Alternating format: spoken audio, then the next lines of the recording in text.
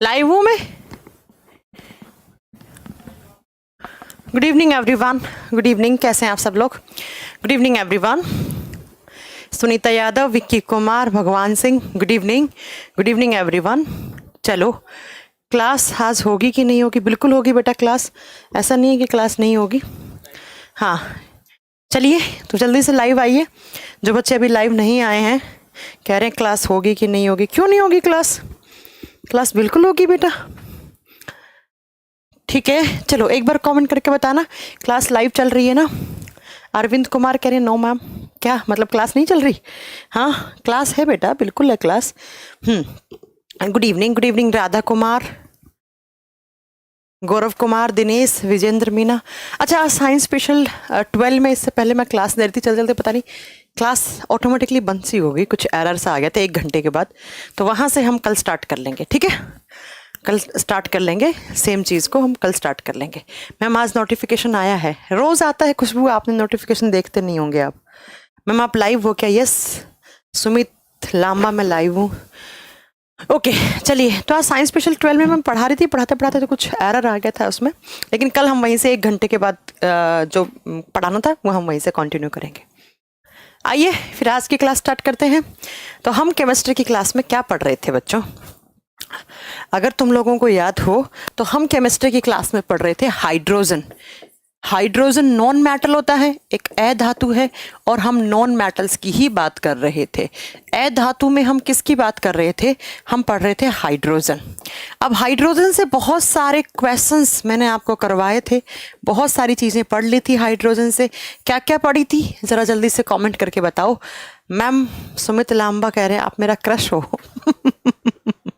सुमित लांबा तुम पढ़ लो, पिट जाओगे मेरे से, ठीक है? क्यों बेटा ऐसी तफरी मारने आते हो ना यहाँ पे, क्रश फ्रश सब फेल हो जाएगा, तो चुपचाप पढ़ लो, ठीक है? आइए, फिर उम्र निकल जाएगी ना, उसके बाद क्रश ही करते रहे ना, फिर नौकरी वोकरी तो कुछ लगनी नहीं है। यस बेटा होगी दिनेश, 8 बजे होगी प्रैक्टिस केमिस्ट्री के क्वेश्चंस की। चलिए, तो हम यहाँ पर पढ़ने वाले हैं, देखो हाइड्रोजन की। जब हम हाइड्रोजन की बात कर रहे हैं तो मेरी बात जरा ध्यान से सुनना। मैंने क्या क्या पढ़ाया था लास्ट क्लास में? हाइड्रोजन का एटॉमिक नंबर क्या होता है, एटॉमिक मास क्या होता है, उसके बाद मैंने बताया था हाइड्रोजन गैस सबसे हल्की गैस होती है, हाइड्रोजन गैस को हम बेस्ट फ्यूल बोलते हैं, हाइड्रोजन गैस का कैलोरीफिक वैल्यू बहुत ज़्यादा होता है। उसके बाद मैंने पढ़ाया था आपको कि हाइड्रोजन क्या होते हैं, तो आप बताओगे हाइड्रोजन का एटॉमिक नंबर और एटॉमिक मास सेम होता है, इसलिए हाइड्रोजन के केस में A=Z होता है। उसके बाद मैंने बताया था आपको कि हाइड्रोजन जो है एक किसी भी केमिकल रिएक्शन में तुरंत नया बना हुआ हाइड्रोजन होता है, उसे हम नेसेंट हाइड्रोजन का नाम देते हैं। फिर मैंने आपको बताया था प्यारे बच्चों कि हाइड्रोजन के 3 आइसोटोप होते हैं, protium, deuterium, tritium. Deuterium oxide को हम हैवी वाटर बोलते हैं क्योंकि उसका मॉलिक्यूलर वेट नॉर्मल पानी से ज्यादा होता है। नॉर्मल वाटर का 18 होता है, नॉर्मल वाटर का 18 होता है तो उसका 20 होता है। उसके अलावा नॉर्मल वाटर से मेल्टिंग पॉइंट और बॉइलिंग पॉइंट भी ज्यादा होता है। किसका? आप बताओगे हैवी वाटर का। हैवी वाटर का फॉर्मूला D2O होता है, उसकी खोज HC यूरी ने की थी। ये सारी बातें मैंने आपको बता दी थी, ठीक है? अब मेरी बात को जरा ध्यान से सुनना हाइड्रोजन की। अब मैं नेक्स्ट क्या पढ़ाने वाली हूँ? हाइड्रोजन H2O, जब हम बात करते हैं पानी की, H2O, तो H2O में क्या होता है? H2O से एक क्वेश्चन आता है। H2O जो है, पानी जो है, जल जो है, जल को, पानी को हम बोलते हैं एक एम्फोटेरिक ऑक्साइड। एग्जाम में क्वेश्चन आ सकता है, 4 ऑप्शन देगा और पूछेगा विच one is the amphoteric oxide, और हिंदी में कहा जाता है उसे उभयधर्मी ऑक्साइड। अगर आपसे पूछ ले क्या पानी एक एम्फोटेरिक ऑक्साइड है, क्या पानी एक एम्फोटेरिक मतलब उभयधर्मी ऑक्साइड है, आप बताओगे यस। क्यों है? एम्फोटेरिक ऑक्साइड क्या होता है? तो आप बताओगे कि जो पानी है वो क्या करता है, वो एसिडिक और बेसिक दोनों की भांति बिहेव करता है। यह है अम्लीय और बेसिक, बेसिक का मतलब होता है क्षारीय, दोनों प्रकृति के गुण रखता है, इसलिए हम पानी को एम्फोटेरिक ऑक्साइड बोलते हैं। Just like aluminium oxide and zinc oxide, आपको याद है एल्यूमिनियम और जिंक दोनों धातुओं के ऑक्साइड एम्फोटेरिक ऑक्साइड होते हैं। मैं प्रीवियस क्लासेस में पढ़ा चुकी हूं।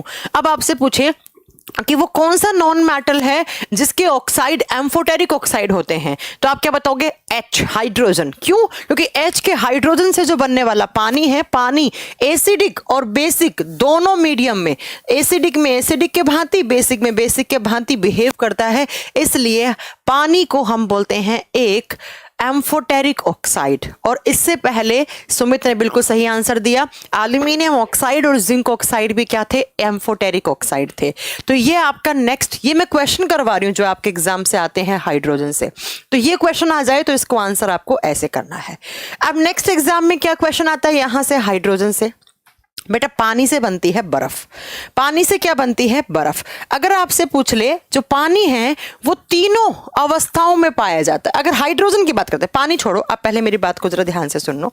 क्या मैंने बोला कि जो हाइड्रोजन है वो तीनों अवस्थाओं में पाया जाता है। कैसे, एक मिनट रुकना।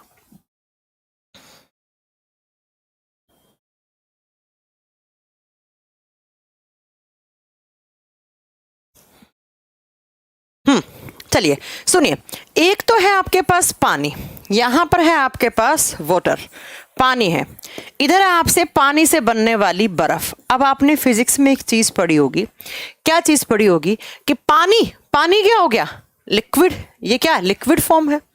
ये क्या है, लिक्विड फॉर्म है, ये तरल अवस्था में है।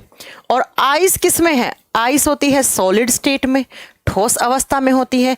और ऐसे ही हाइड्रोजन गैस भी है, तो तीनों में स्टेबल है वो छोड़ो, आप पहले यहां सुनो कि पानी लिक्विड है और बर्फ क्या है, सॉलिड स्टेट में है। अब आपने फिजिक्स में पढ़ा होगा, जब हम बात करते हैं किसकी, डेंसिटी की बात करते हैं, हम घनत्व की बात करते हैं, तो डेंसिटी किसकी कम होती है और किसकी ज्यादा होती है, पानी की डेंसिटी। याद रखिएगा, पानी की डेंसिटी, पानी का जो घनत्व होता है वो क्या होता है, ज्यादा होता है। और जबकि जो बर्फ है उसकी डेंसिटी क्या होती है, कम होती है। इसीलिए जब आप एक ग्लास पानी में आइस क्यूब डालते हो तो आइस क्यूब्स क्या करती हैं, पानी के ऊपर फ्लोट करती हैं, पानी के ऊपर तैरती रहती हैं।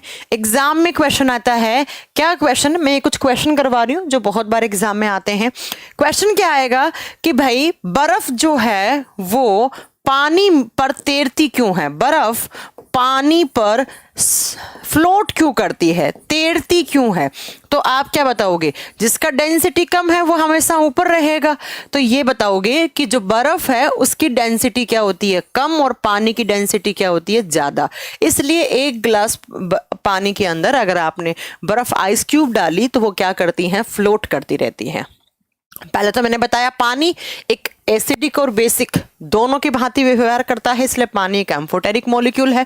नेक्स्ट, पानी और बर्फ की जब बात करते हैं तो पानी लिक्विड स्टेट में है और सॉलिड स्टेट पानी का क्या होता है, बर्फ। और बर्फ का डेंसिटी कम है और जबकि पानी का डेंसिटी ज्यादा होता है, इसलिए क्या होता है, एक ग्लास पानी के अंदर अगर आप आइस क्यूब डालते हो तो वो फ्लोट करती रहती है।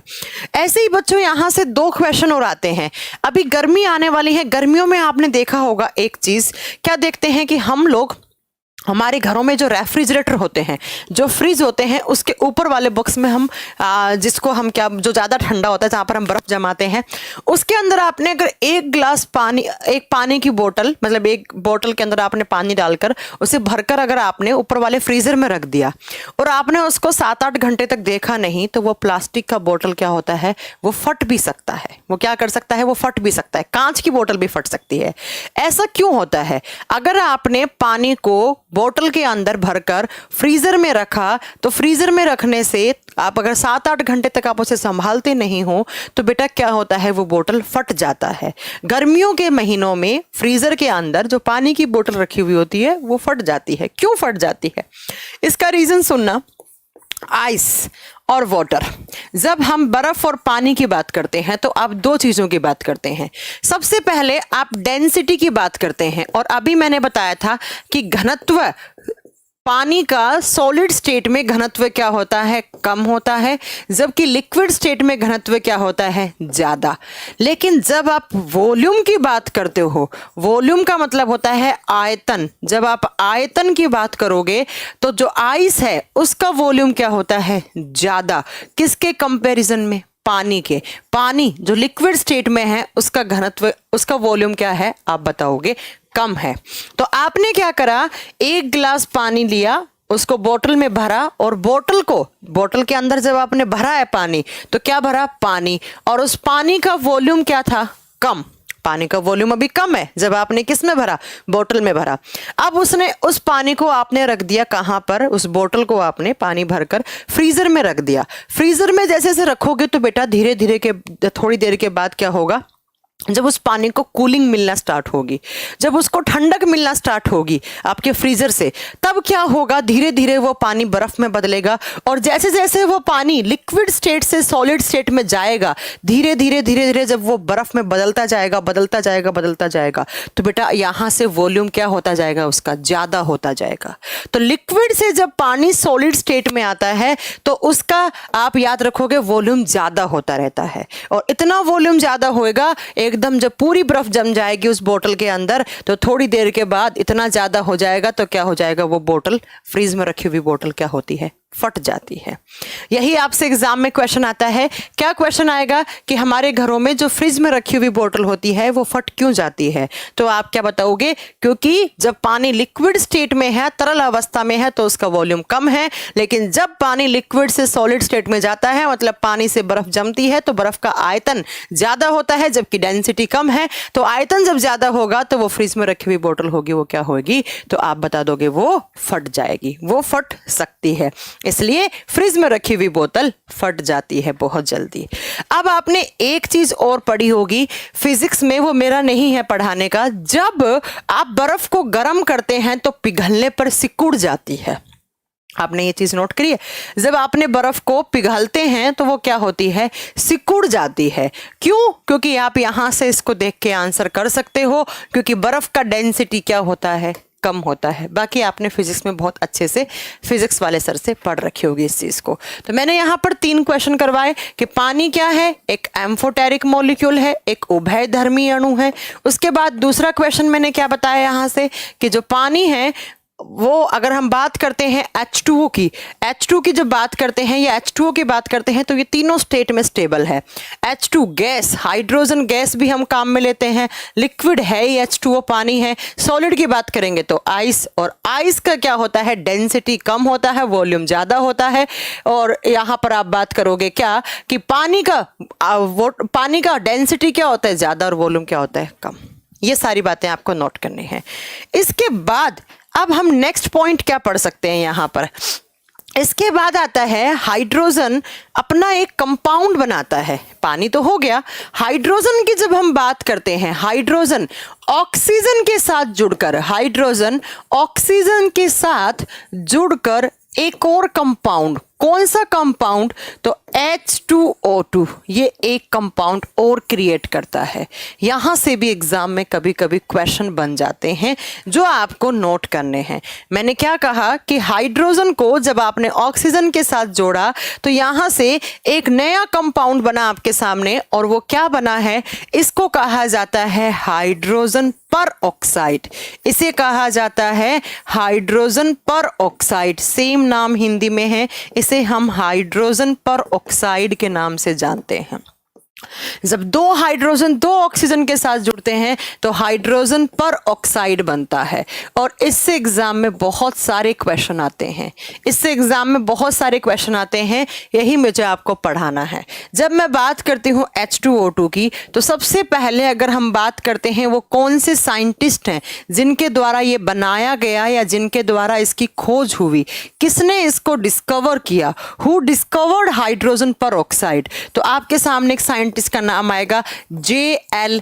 थेनर्ड।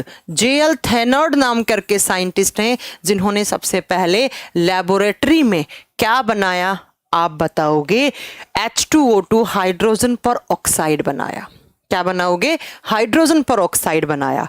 एग्जाम में क्वेश्चन आता है कि जब 2 हाइड्रोजन 2 ऑक्सीजन के साथ जुड़ते हैं तो कौन सा कंपाउंड क्रिएट होता है, कौन सा यौगिक बनता है, तो जरा बताइए कौन सा बनेगा, हाइड्रोजन पर ऑक्साइड। और हाइड्रोजन पर ऑक्साइड किसके द्वारा खोजा गया, मतलब बनाया गया, खोजना मतलब इसकी कोई खोज नहीं हुई है, बनाया किसने लेबोरेटरी में, तो J.L. थेनर्ड ने। अब बात आती है मैम कैसे बनाते हैं हाइड्रोजन पर ऑक्साइड के प्रोडक्शन की, इसको बनाने की जो प्रोसेस है, इसको बनाने की जो प्रक्रिया है, उस केमिकल रिएक्शन को आप लिखेंगे। हाइड्रोजन पर ऑक्साइड किस रिएक्शन के द्वारा बनती है, तो ये बनती है बेटा मार्क्स प्रोसेस के द्वारा। किसके द्वारा? मॉर्क्स प्रोसेस के द्वारा, MERCKS, मॉर्क्स प्रोसेस के द्वारा, या मॉर्क विधि बोलते हैं इसे। इसे कहते हैं मॉर्क केमिकल रिएक्शन या मॉर्क विधि। एग्जाम में क्वेश्चन आ जाए कि हाइड्रोजन परऑक्साइड को किस केमिकल रिएक्शन से। विक्रम कुमार मीना कह रहे हैं हेलो मैम, इसमें नोट्स कैसे बनाएं समझ नहीं आता, आप कैसे पढ़ाते हो, एक कहाँ लिखते हो एक कहाँ पर, समझ नहीं आता। क्या समझ में नहीं आता है आपको? नोट्स तो मैं आपको प्रोवाइड भी करवा रही हूँ, आपने देखा होगा पीरियोडिक टेबल के, और इतना जितना कल तक पढ़ाया था सारा नोट्स मैंने अपलोड करवा दिया है। चलो सुनिए, हाइड्रोजन पेरोक्साइड को किस केमिकल रिएक्शन के द्वारा बनाया जाता है? तो आप बताओगे मॉर्क्स प्रोसेस के द्वारा, मॉर्क्स विधि के द्वारा बनाया जाता है। अब इस मॉर्क्स प्रोसेस में क्या करते हैं? ये एक केमिकल रिएक्शन है, यह एक केमिकल रिएक्शन है। अब इस चीज को जरा ध्यान से सुनना कि कैसे केमिकल, इस केमिकल रिएक्शन में क्या होता है। इसमें सोडियम ऑक्साइड की आप सल्फ्यूरिक एसिड से रिएक्शन करवाते हो, Na2O2 और साथ में इसको H2SO4 कौन सी एसिड होती है? Sulphuric acid. तो जब आप सोडियम ऑक्साइड की सल्फ्यूरिक अम्ल के साथ अभिक्रिया करवाते हो तो यहां से क्या बनता है, जरा ध्यान से सुनना। ये Na2 चला जाएगा SO4 के साथ, ये Na2 चला जाएगा SO4 के साथ, और यहां से बनाएगा सोडियम सल्फेट। यहां से बनेगा सोडियम सल्फेट, और सोडियम सल्फेट के साथ यहां से जो हमें मिलने वाला प्रोडक्ट है दूसरा H2O2 और H2O2 को ही आप क्या कहते हो? Hydrogen peroxide. तो अगर आपसे एग्जाम में पूछ ले कि Na2O2 प्लस H2SO4, या एग्जाम में क्वेश्चन क्या आता है, ये Na2O2 देगा और यहां पर प्रोडक्ट दे देगा H2O2। यहां पर पूछेगा कि कौन सा आपने रिएक्टेंट लिया, कौन सा एक अभिकारक लिया जो इससे अभिक्रिया करके आपको H2O2 देगा, आपको हाइड्रोजन परऑक्साइड देगा। ठीक है, तब आप क्या लिखोगे यहां पर कि कौन सी रिएक्शन? मॉर्क्स प्रोसेस। ठीक है, मॉर्क्स विधि में सोडियम ऑक्साइड के साथ हाइड्रोजन परऑक्साइड, सल्फ्यूरिक एसिड के साथ केमिकल रिएक्शन करवाते हैं तो सोडियम सल्फेट और H2O2 मतलब आपको हाइड्रोजन परऑक्साइड मिलता है। अब हम बात करते हैं इस हाइड्रोजन परऑक्साइड के क्या यूज हैं। यहां से एग्जाम में क्वेश्चन आता है कि H2O2 हाइड्रोजन परऑक्साइड के काम क्या क्या हैं। अगर मैं इसके काम की बात करती हूं तो सबसे पहला आप बताओगे बेटा ये क्या काम करता है। आपके घरों में कोई पेंटिंग लगी हुई है, बहुत पुरानी कोई पेंटिंग है, वो पेंटिंग तो समझते हो ना, ठीक है, वो कोई पेंटिंग है, उस पेंटिंग के ऊपर क्या होता है, आपने देखा होगा बहुत सालों तक हमारे घरों में कोई एक पेंटिंग लगी हुई है, और वो पेंटिंग क्या होती है, कुछ सालों के बाद उसके ऊपर ऐसे काली काली एक ब्लैक लेयर सी जम जाती है, एक काली परत जम जाती है। सबसे पहली बात तो ये काली परत किससे जमती है? आपको याद है मैंने एक क्लास में आपको बताया था, हमारे गाड़ियों से लेड निकलता है और उस लेड से पोल्यूशन होता है, और वो लेड हमारे लिए भी हार्मफुल है, हमें भी नुकसान पहुंचाता है। तो सबसे पहला तो आप क्या बताओगे कि यहाँ पर जो पेंटिंग्स हैं हमारे घरों में, है ना, और वो पेंटिंग्स क्या करते हैं, उस पेंटिंग के ऊपर एक काली परत जम जाती है, और उस काली परत को हटाने के लिए वो काली परत बनती किसकी है? तो लेड की, पीबी की। लेड इस पेंटिंग के ऊपर जम जाएगा, जो हमारी गाड़ियों से कार्बन और लेड मैंने बताया था, और क्या होता है, लेड चारों तरफ जमकर इस पेंटिंग को काला कर देगा। अब इस कालेपन को हटाने के लिए, जो ये ब्लैक लेयर है उसको हटाने के लिए हम लोग काम में लेते हैं H2O2 को। तो एग्जाम में देखो कैसे क्वेश्चन आएगा। पहला क्वेश्चन एग्जाम में आता है कि घरों में जो पेंटिंग होती हैं उसका काला पड़ने का कारण क्या है? आप क्या बताओगे? लेड की मात्रा, पीबी, लेड की वजह से।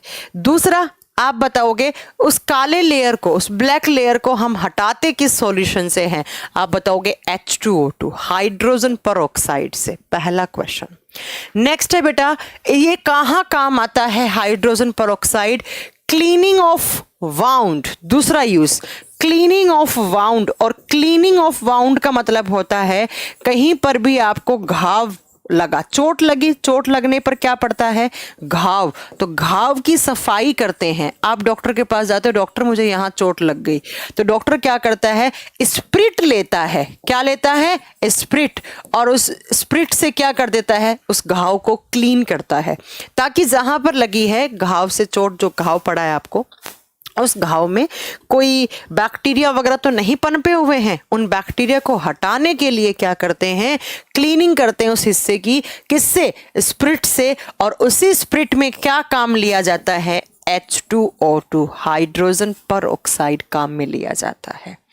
कभी कभी एग्जाम में क्वेश्चन आता है क्या, कि एंटीसेप्टिक की तरह कौन सा काम में लिया जाता है, एंटीसेप्टिक की तरह इसे काम में लेते हैं हम।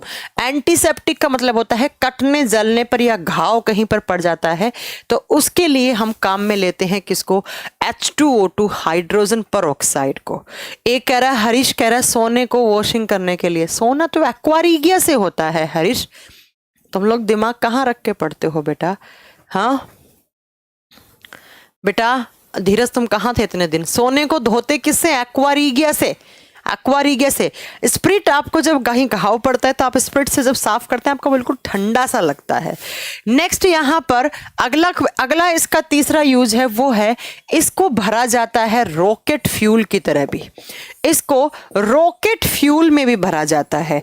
इससे पहले मैंने आपको एक चीज और भी बताई थी कि रॉकेट के ईंधन के रूप में, रॉकेट के ईंधन के रूप में, और मैंने कहा था कि रॉकेट के ईंधन में सिर्फ एक चीज नहीं होती है, बहुत सारी चीजें होती हैं, है ना, बहुत सारी चीजें। जैसे मैंने बताया था आपको कि लिक्विड हाइड्रोजन हो गया, यहां पर और भी आगे मैं आपको बताने वाली हूं, है ना। तो रॉकेट फ्यूल के अंदर जो फ्यूल भरा जाता है, जो मिक्सचर है बहुत सारे फ्यूल का, उसे बोलते हैं हम प्रोपिलेंट, उसे बोलते हैं हम प्रोपिलेंट। इसे कहा जाता है प्रणोदक के रूप में। एग्जाम में आपके पास क्वेश्चन आएगा, 4 ऑप्शन आएगा, और उन 4 ऑप्शन में क्वेश्चन क्या पूछेगा, आपसे पूछेगा कि विच सॉल्यूशन या which one is used as a propellant fuel. वहां पर आप सोचोगे प्रोपिलेंट क्या होता है, रॉकेट में जो फ्यूल भरते हैं उसे हम क्या बोलते हैं, प्रोपिलेंट बोलते हैं। और मैंने कहा था प्रोपिलेंट में हाइड्रोजन पेरोक्साइड हो गया, लिक्विड हाइड्रोजन हो गया, लिक्विड अमोनिया, ये सारी कुछ चीजें यूज होती हैं। तो एज ए प्रोपिलेंट भी हम किसको यूज करते हैं, H2O2 को।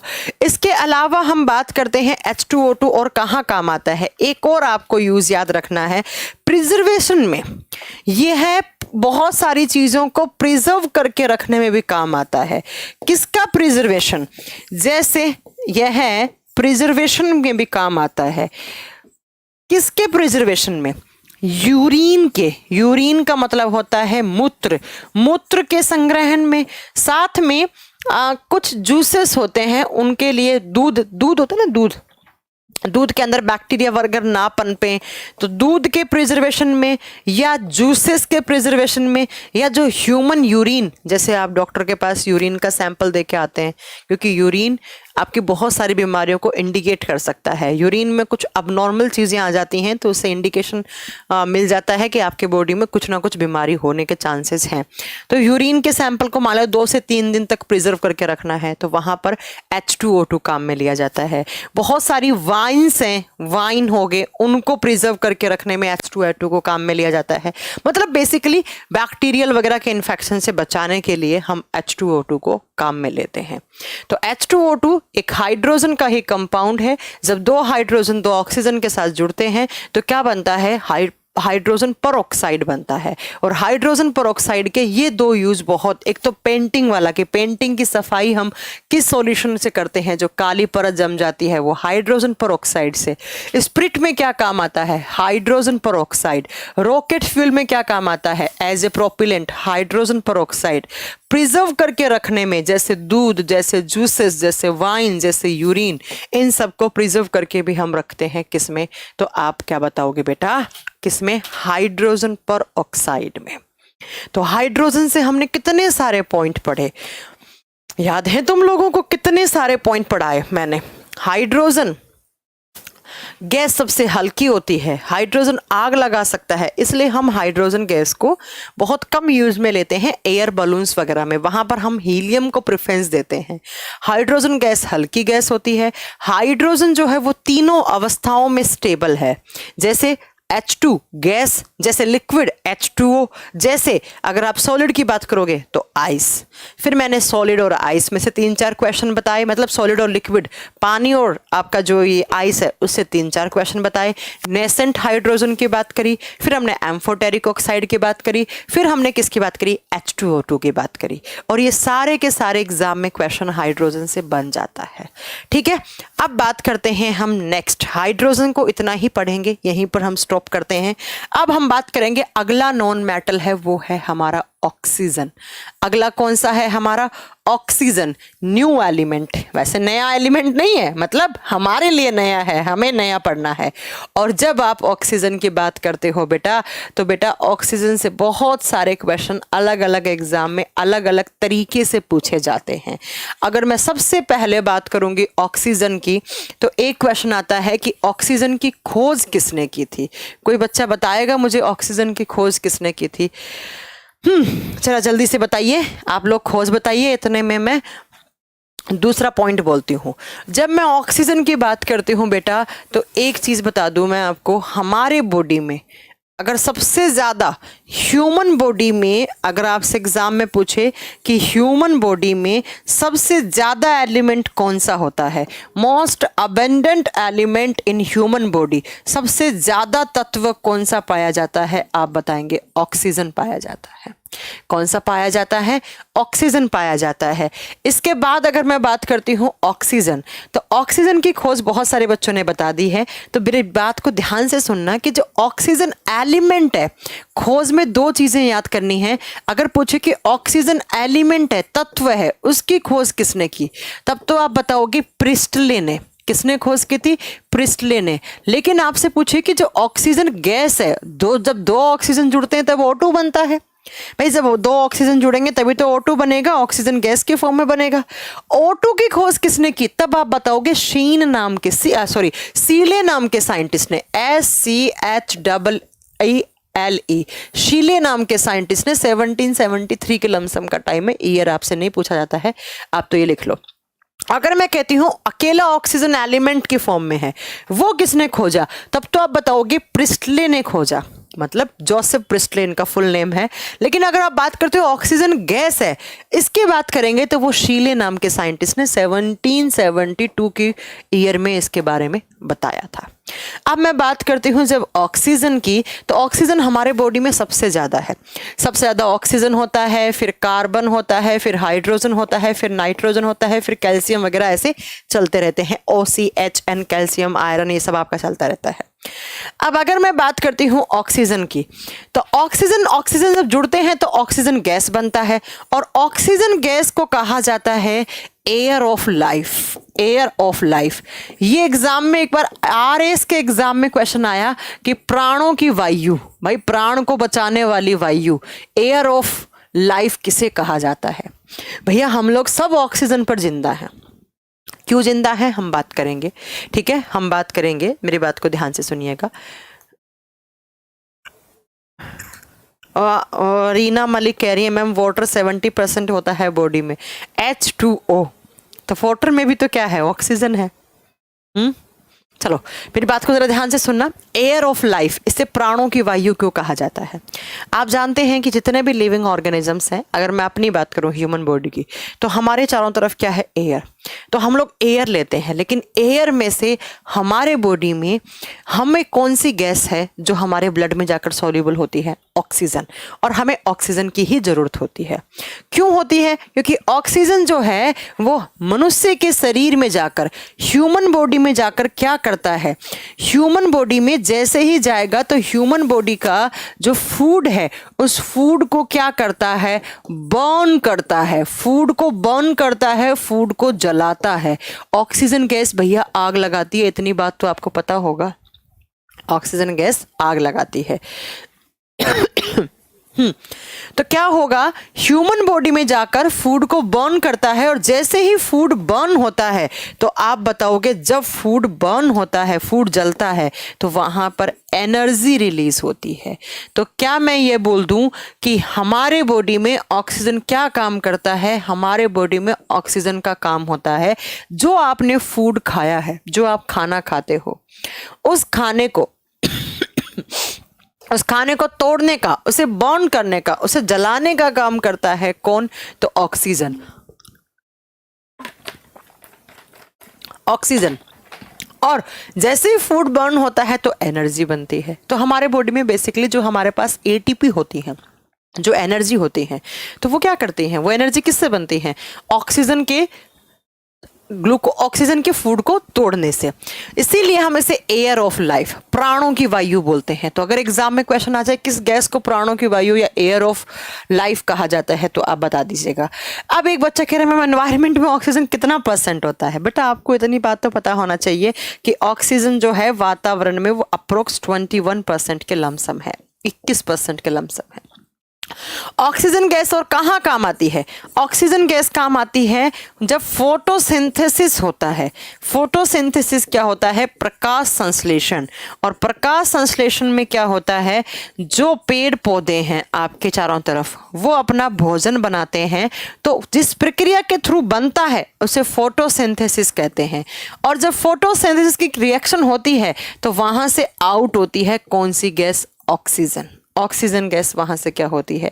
बाहर निकलती है। ठीक है, ऑक्सीजन गैस को एक तो हम लोग रेस्पायर करते हैं, रेस्पिरेशन में काम में लेते हैं, इसीलिए हम इसे एयर ऑफ लाइफ कहते हैं। लेकिन अगर आपसे पूछ ले क्या कि ह्यूमन बॉडी में ऑक्सीजन क्या करता है? फूड को बर्न करता है, फूड का क्या करता है? ऑक्सीडेशन करता है, जिससे क्या बनती है? एनर्जी। फोटोसिंथेसिस में कौन सी गैस रिलीज होती है? आप बताओगे कौन सी गैस आउट होती है? ऑक्सीजन आउट होती है। अब बात करते हैं नेक्स्ट। जब नेक्स्ट मैं बात करती हूं ऑक्सीजन की गैस के बारे में, तो ऑक्सीजन गैस काम में आती है कहां पर? वेल्डिंग करने में। वेल्डिंग तो समझते होंगे, वेल्डिंग करने में। अब मैम वेल्डिंग करने में आपने एक गैस और भी बताई थी, कौन सी बताई थी? ऑक्सीजन के साथ आप जोड़ते हो वेल्डिंग में एसिटिलीन गैस को। किसको? एसिटिलीन गैस को। और जैसे ही ऑक्सीजन यहां से और एसिटिलीन के साथ जुड़ता है तो बनता है ऑक्सी एसिटिलीन। क्या बनता है? Oxy acetylene. और इसे ही कहा जाता है वेल्डिंग गैस। इसे ही कहा जाता है वेल्डिंग गैस। लेकिन जनरली कॉम्पिटिटिव एग्जाम में सिर्फ एक ही ऑप्शन होता है, कौन सा? C2H2। ऑक्सीजन को आप क्या लिखोगे बेटा? O2। और ये एसिटिलीन को क्या लिखते हैं हम? C2H2। और जब दोनों जुड़ते हैं तो उसे ऑक्सी एसिटिलीन, और इसी को आप वेल्डिंग गैस का नाम देते हो। और जब वेल्डिंग करते हैं तो वेल्डिंग में जो स्पार्कल्स बनते हैं, जो फ्लेम, जो आग लगती है, वह आग बेटा, आग लगाने वाली गैस ही कौन सी होती है? ऑक्सीजन। तो वो आग जो फ्लेम निकलती है, आग बनती है, वो कौन सी गैस की प्रेजेंस से बनती है? आप क्या बताओगे? वो ऑक्सीजन। ऑक्सीजन आग लगाता है। अगर ऑक्सीजन नहीं हो तो कहीं आग लग ही नहीं सकती। तो वो आग भी किसकी वजह से, वो फ्लेम निकलती है, वो किसकी वजह से निकलती है? तो आप बताओगे वो ऑक्सीजन गैस की वजह से निकलता है। तो मैंने क्या बताया? एसिटिलीन गैस के साथ ऑक्सीजन को हम वेल्डिंग में काम में लेते हैं। नेक्स्ट हम बात करते हैं, क्या एक और क्वेश्चन आता है यहां पर। क्या क्वेश्चन आता है कि जब आप आर्टिफिशियल तरीके से रेस्पिरेशन करते हैं, आर्टिफिशियल रेस्पिरेशन करते हैं। आर्टिफिशियल रेस्पिरेशन का मतलब क्या होता है? कृत्रिम तरीके से सांस लेते हैं। अब कृत्रिम तरीके से का मतलब क्या हो गया? आप ऑक्सीजन सिलेंडर साथ में रखते हैं। जब हम किसी भी इंसान के बॉडी में ऑक्सीजन का लेवल कम हो जाता है, या कोई इंसान पहाड़ पे जाता है, पहाड़ों पे चढ़ता है, या कोई इंसान समुंदर की डेप्थ में जाता है, मतलब वो गहराई में जाता है, तब अपने साथ क्या लेकर जाता है? ऑक्सीजन का सिलेंडर लेकर जाता है। और ऑक्सीजन के मतलब वो नेचुरल तो एयर है ही नहीं, वहां पर ऑक्सीजन है ही नहीं, तो आर्टिफिशियल तरीके से उसको रेस्पिरेशन करना पड़ रहा है। तो आर्टिफिशियल रेस्पिरेशन में जो ऑक्सीजन सिलेंडर है, उस ऑक्सीजन सिलेंडर में ऑक्सीजन के साथ साथ हीलियम गैस भी भरी जाती है। कौन सी गैस? हीलियम गैस भी भरी जाती है। ठीक है दिनेश कुमार, ओके बेटा, अगर क्लास रिकॉर्डेड है तो बहुत बढ़िया, मुबारक हो तुम्हें, है ना। तो अगर आपसे पूछे कि ऑक्सीजन सिलेंडर में ऑक्सीजन के साथ कौन सी गैस, हीलियम गैस। अब हीलियम क्यों लेकर जाते हैं, तो मैंने बताया है हीलियम नॉन रिएक्टिव गैस है, क्योंकि हीलियम नोबल गैस है, नॉन रिएक्टिव गैस है, एक तो एक्रिय गैस है। दूसरा, हीलियम ले जाने का रीजन ये होता है कि हीलियम हमारे ब्लड में सोल्यूबल नहीं होती है, हीलियम नॉन सोल्यूबल गैस है, हीलियम नॉन सोल्यूबल गैस है, मतलब एक हमारे ब्लड में एक घुलनशील गैस है। तो हमें घोलना किसको है, आप बताओ, ऑक्सीजन को। तो ऑक्सीजन घुल जाएगा, हीलियम एज इट इज बाहर आ जाएगा, हीलियम एज इट इज बाहर आ जाएगा। तो एग्जाम में क्वेश्चन क्या आता है कि ऑक्सीजन सिलेंडर में ऑक्सीजन के साथ कौन सी गैस लेकर जाते हैं हम, हीलियम। वाई हीलियम, क्योंकि हीलियम एक तो हल्की है बेटा, दूसरा क्या है, हीलियम नॉन रिएक्टिव है, क्रिया नहीं करती। तीसरा क्या है बेटा, तीसरा यहां पर क्या हो गया, तो आप क्या बताओगे, हीलियम नॉन सॉल्यूबल गैस भी है, मतलब हमारे ब्लड में नॉन सॉल्यूबल, किस में, खून में, ब्लड में बिल्कुल भी सॉल्यूबल नहीं है। और हमें तो सॉल्यूबल करना किसको है ब्लड में, ऑक्सीजन को। इसलिए आप बताओगे कि ऑक्सीजन के साथ हम हीलियम को मिलाकर लेकर जाते हैं। नेक्स्ट, यहां से आप ऑक्सीजन के बारे में क्या पढ़ोगे, जब मैं ऑक्सीजन के एलोट्रोप की बात करती हूं, ऑक्सीजन के एलोट्रोप का मतलब है अपर रूप। तो ऑक्सीजन का एक एलोट्रोप बनता है, कौन सा, O3। जब ऑक्सीजन के तीन ऑक्सीजन जुड़ेंगे तो क्या बनेगा बेटा, ओजोन। O3 को हम क्या बोलते हैं, ओजोन। इसे क्या बोलेंगे हम, ओजोन, ओजोन। क्लास चल नहीं रही है, क्लास तो यहां से तो चल रही है,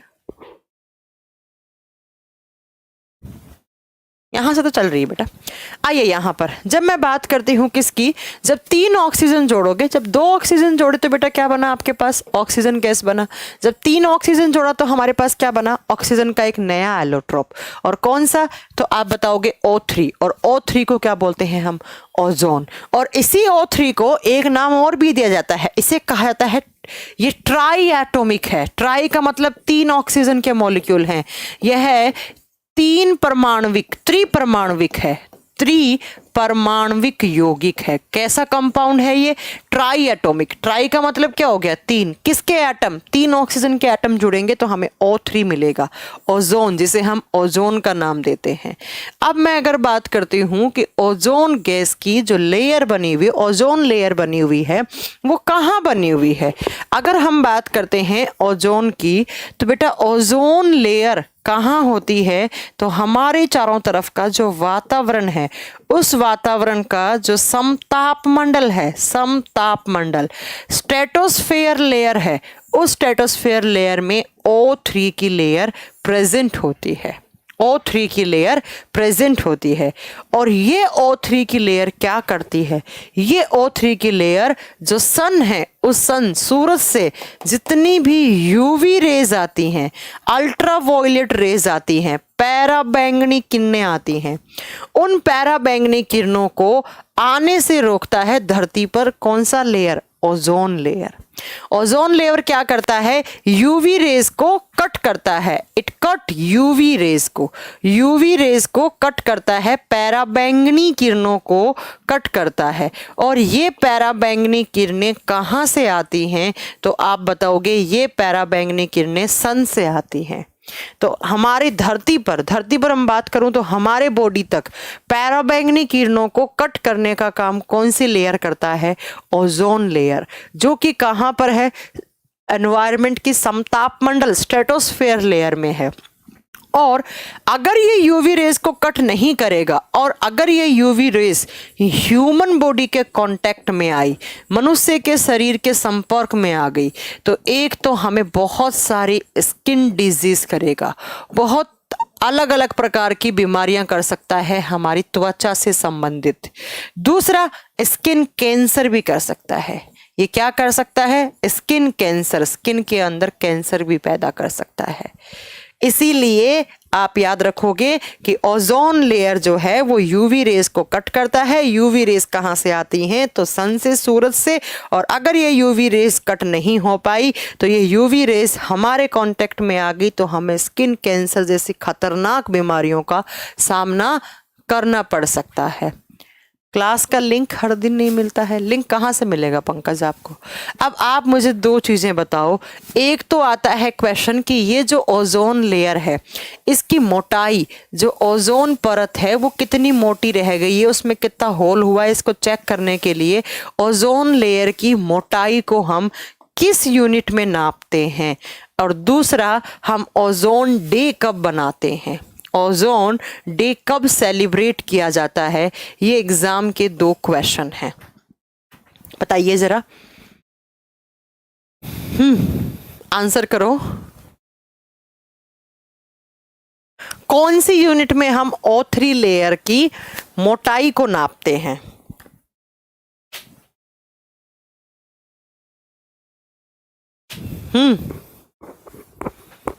पंकज कह रहे हैं क्लास का टाइम क्या है? बेटा 6:30 ही होती है क्लास, तो तुम कहाँ रहते हो?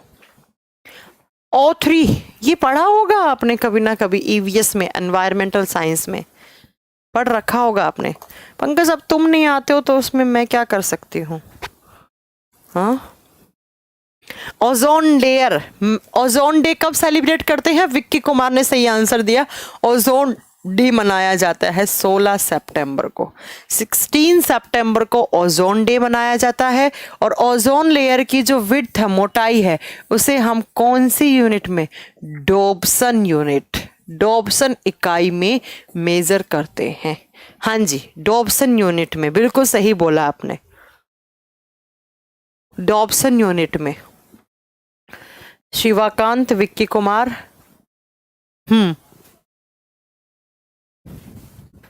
ओजोन डे कब मनाते हैं? 16 सितंबर को मनाते हैं, बिल्कुल सही बोला आपने। एक क्वेश्चन का आंसर और दो।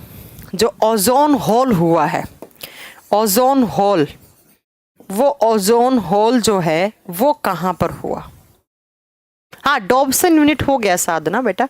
ओजोन होल कौन से पोल पे हुआ? ये आपने ज्योग्राफी में ही पढ़ रखा होगा। अंटार्कटिका के नॉर्थ पोल में, अंटार्कटिका पे 1985 में जोसेफ फरमन नाम के बंदे ने बताया कि ओजोन परत में होल हो रहा है। किसकी वजह से? फ्रियोन, CFC, कार्बन, क्लोरोफ्लोरोकार्बन हो गए, इनकी वजह से, जो सुपरसोनिक जेट से भी निकलता है CFC। हाँ जी, जरा मेरी बात को ध्यान से सुनना। ओजोन होल पूछे तो आप बताओगे नॉर्थ पोल पे हुआ। और कब? तो 1985 में, 1985 में जोसेफ फरमन नाम के साइंटिस्ट ने सबसे पहले कहां पर बताया इसको? तो जोसेफ फरमन जी ने बताया अंटार्कटिका में। अंटार्कटिका में क्या हो रखा है? ओजोन लेयर में होल। और ओजोन होल को पैदा करने का सबसे मेन जो कॉज है, इसका मेन कारण है, वो है CFC, क्लोरोफ्लोरोकार्बन। कौन सा? CFC। CFC का नाम क्या है? फुल फॉर्म होती है क्लोरोफ्लोरोकार्बन। और ये क्लोरोफ्लोरोकार्बन कहाँ आता था पहले?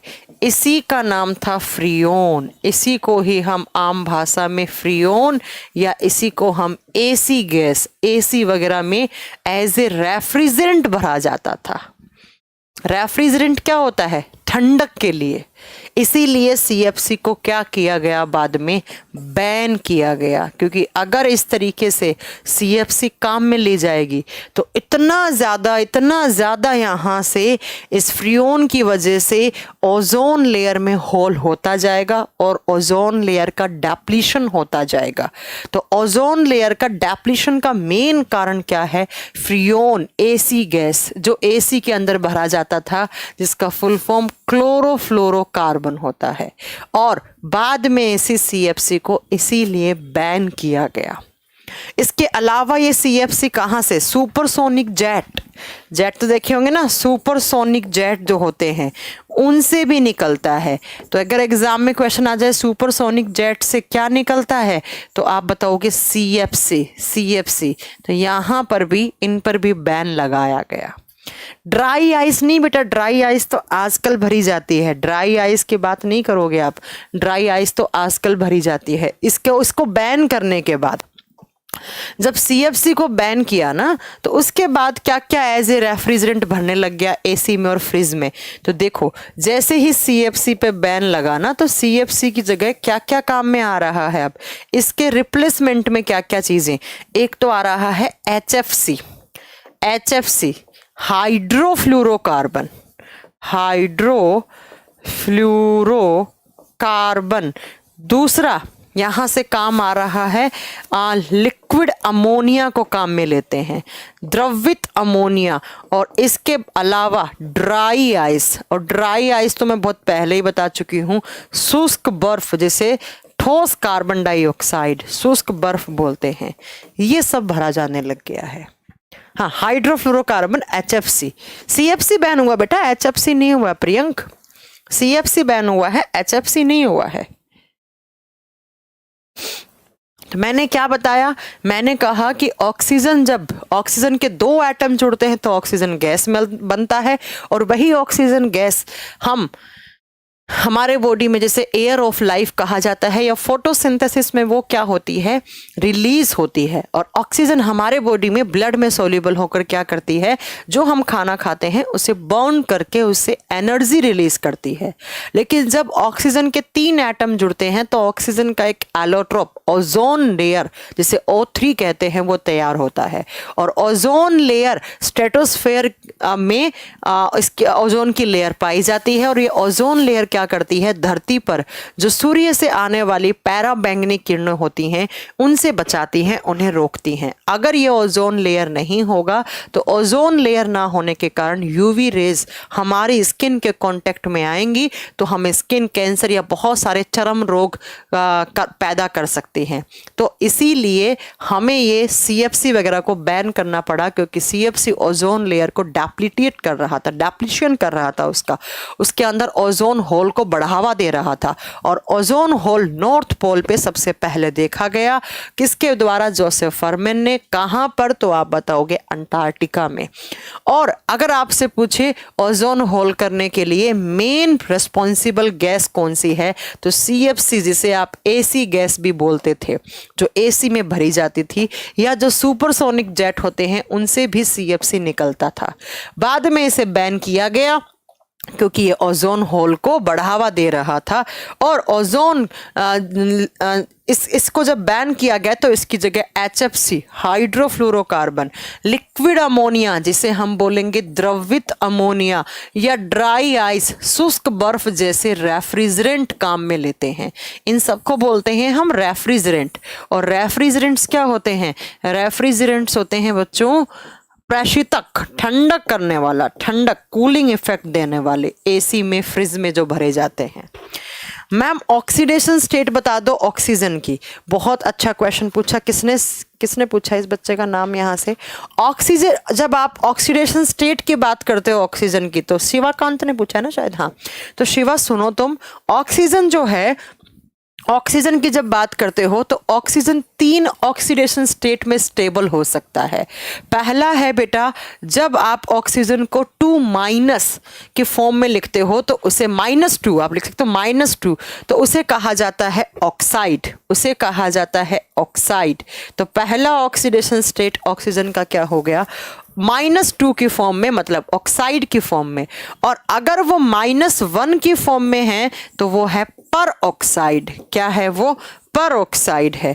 और तीसरा यहां पर आप बताओगे, जब इसकी ऑक्सीडेशन स्टेट होती है -½ ऑक्सीडेशन स्टेट में, तो उसे सुपर ऑक्साइड कहा जाता है। ये सब आपको निकालना, मैं ऑक्सीडेशन स्टेट निकालना सिखाऊंगी, ठीक है। मैं आपको ऑक्सीडेशन नंबर निकालना सिखाऊंगी, जैसे ऑक्सीजन का, नाइट्रोजन का, इन सब का पूछ लिया जाता है, वो मैं आपको सिखाऊंगी एक वीडियो में। तो ऑक्सीजन की 3 ऑक्सीडेशन स्टेट होती हैं, किस किस में स्टेबल हो सकता है, -2 जिसे आप ऑक्साइड बोलते हो, -1 जिसे आप पर ऑक्साइड बोलते हो, -½ जिसे आप सुपर ऑक्साइड बोलते हो। ठीक है शिवा। शिवाकांत मैंने बता दिया है। उत्तम कह रहे हैं ma'am please suggest best brand of AC. भाई जो इंडियन है वही लोग, इंडियन नहीं है तो आपके पास चाइनीज वाइनीज के तो ऑप्शन पे मत जाओ, फिर आप कोई अमेरिकन यूरोपियन कंट्री का ले सकते हो, है ना, क्योंकि चाइना बहुत ज़्यादा कर रहा है हमारे साथ, तो चाइनीज़ प्रोडक्ट को तो मैं कभी भी वो नहीं करती हूँ। एक बारी के लिए अगर कोई इंडियन प्रोडक्ट नहीं है तो मैं यही कहती हूँ अमेरिकन या यूरोपियन ब्रांड खरीद लो, लेकिन चाइनीज़ तो कतई नहीं खरीदो। चाइना जो कर रहा है ना वो बहुत गलत कर रहा है। ठीक है, तो समझ में आ गया ऑक्सीजन का। अब हमें नेक्स्ट क्या पढ़ना है? नेक्स्ट हमें पढ़ना है हाइड्रोजन ऑक्सीजन हो गया, नाइट्रोजन के बारे में, कार्बन डाइऑक्साइड के बारे में, कार्बन मोनोऑक्साइड के बारे में, फॉस्फर के बारे में, सल्फर के बारे में एंड नोबल गैसेस के बारे में। फिर आपका ये चैप्टर फिनिश हो जाएगा। यहाँ से बस क्वेश्चन है, क्वेश्चन जैसे पढ़ने ना वैसे ही पढ़ने हैं आपको, क्वेश्चन की फॉर्म में, जैसे एग्जाम में क्वेश्चन आते हैं ना वैसे ही मैं आपको पढ़ाऊंगी। बस ये इतने और पढ़ने हैं आपको नॉन मेटल्स में, है ना। बस ये चीजें, नाइट्रोजन हो गया, कार्बन डाइऑक्साइड हो गया, कार्बन मोनोऑक्साइड हो गया, फॉस्फोरस, फॉस्फोरस 3 अवस्थाओं में होता है, white phosphorus, red phosphorus, black phosphorus, sulphur से कुछ क्वेश्चन बताने हैं एंड नोबल गैसेस से। बस फिर आपका ये चैप्टर फिनिश हो जाएगा। मैम होली की छुट्टियां कब से हैं? होली है कब? होली कब है? मुझे तो आज 23 मार्च है ना कि 22 है? हाँ अच्छा, आज 22 मार्च है, ठीक है। तो ये बताओ कि क्या कहते हैं, होली कब से है? 27 की है ना, तो वही 25, 26, 27, 28, 4-5 दिन की तो छुट्टी होगी होली पे, क्योंकि सब टीचर्स अपने घर वर जाएंगे तो 4-5 दिन का तो रेस्ट सबको चाहिए।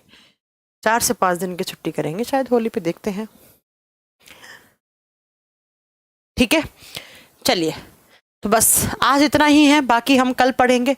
कल हम इन दोनों से होने वाले क्वेश्चन और फॉस्फोरस से होने वाले क्वेश्चन पढ़ेंगे। बस परसों की क्लास में आपका ये चैप्टर फिनिश हो जाएगा।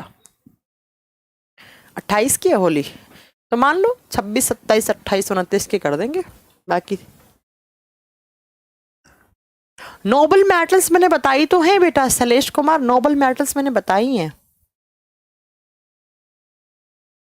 सोना, चांदी, प्लैटिनम, ये नोबल मेटल्स होती हैं। होली 29 मार्च की है, कोई कह रहा 28 की, कोई कह रहा 29 की। पंकज कह रहे हैं केमिस्ट्री का पीडीएफ क्लास से मैच नहीं होता। ये किसने कहा? जो कल मैंने पीडीएफ डलवाया वो इसी का ही है, आप जाकर देखिए।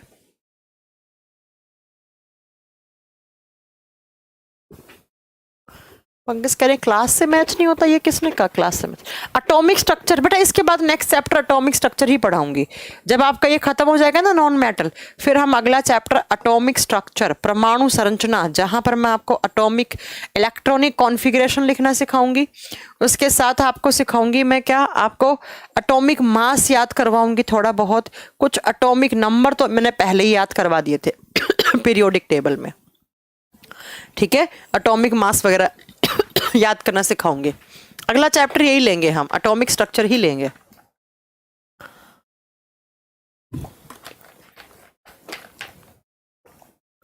चलो ठीक है, अब थोड़ा सा मैं आराम करती हूँ, आज बहुत बैक टू बैक क्लास होगी। कुछ क्लासेस की मुझे लगता है टाइमिंग चेंज करना पड़ेगा, बहुत ज़्यादा मेरा हैक्टिक स्केड्यूल होता जा रहा है। होली के बाद मैं कुछ बैचेस की टाइमिंग ऊपर नीचे करूँगी, बड़ा परेशान हो जाती हूँ लगातार क्लास लेके। कार्बन एंड कंपाउंड करवाऊंगी बेटा, करवाऊंगी, कार्बन और उसके कंपाउंड करवाऊंगी।